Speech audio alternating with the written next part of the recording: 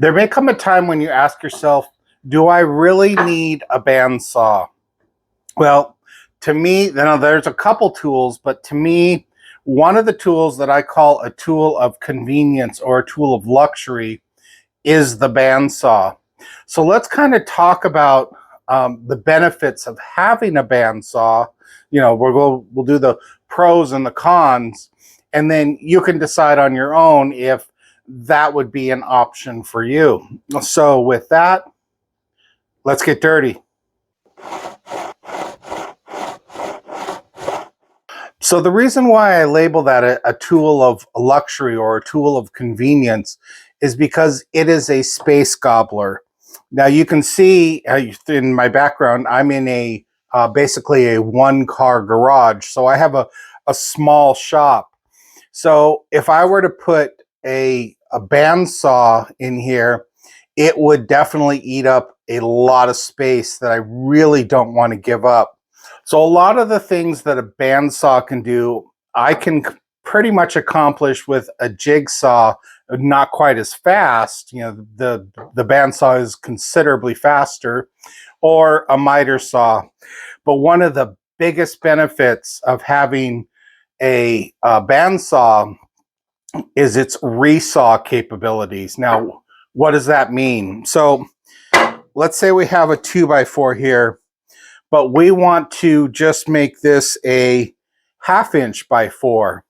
That's what resawing is. So I can put this in my bandsaw and I can just set a fence and I can have it cut just a 1/2 inch, and then I have a 1/2 inch by 4. So I basically just did what they call a resaw. And that is a huge benefit. If I wanted to cut this in half, again, that's where resawing comes in. It's not something I can really do on a table saw. I could probably do some of it on a miter saw, but it wouldn't be quite as nice. Another thing it's good for is, again, it's something that I can do with just your basic jig saw, is you can get a thinner blade and you can cut waves or designs into a piece of wood. You could do a nice semicircle. Again, I could do it with the jig saw, but it'll take a lot longer than cutting it on a bandsaw. But again, the problem I'm running into is that once I put a bandsaw in here, I've got to give up something. The space that those take are crazy. Now, I will say, however, I did have a bandsaw in here. I think it was a 9-inch. I got it at one of the truckload freight sales, and it was a big piece of crap. That's no question there. No matter how much tweaking or adjusting I did to it, the band would fall off. It wouldn't cut a straight line to save its life. But again, that was me trying to save a buck, and I probably should have known better. But even though it wasn't a great bandsaw, I learned really quick that it just gobbled way too much space. So I think I sold it for 50 bucks. I don't even remember. If I had a bigger shop, I definitely would have one. So a 9-inch bandsaw, you can get probably about a 3 or 4 inch resaw capability out of it. And a 10-inch, you could probably go 4 or 5 inch resaw capability. So, that's just something to consider, is if you're in a small shop, do you really need the bandsaw? I mean, are you going to be using it for the resaw capabilities? And on the other hand of that, do you want to give up that much space? If you're in a bigger shop, if you have a 2-car garage instead of a 1-car like the one I'm in, then, yeah, you've got the space for it. And I would say go for it. Absolutely. I would definitely take one. So what would I recommend? Well, for a hobbyist, I would probably take a look at a 9-inch bandsaw if you have the space for it. If you want to go ahead and get the 10-inch, if you can afford it, a couple more, I think it's like $200-300 more, then, you know, get that extra power, get that extra oomph. So who would I recommend? Well, let me start with this. I'm not sponsored, okay? So whoever I recommend is not, I guarantee, is not going to buy me a Porsche. So with that said, I would take a look at the WEN line, the WEN. Make sure that you add the extended warranty to it. Okay, so you know when you put it in the cart and that little pop-up comes up and says, would you like to add a year warranty to this for whatever, 15 bucks or whatever it is? Definitely do it. I kind of went in blind when I bought their tools. I have their spindle sander, I have their biscuit joiner, and I also have their bench top drill press. So I have those three tools, and I will say that all three of them have performed above my expectations of what I thought I was going to be getting.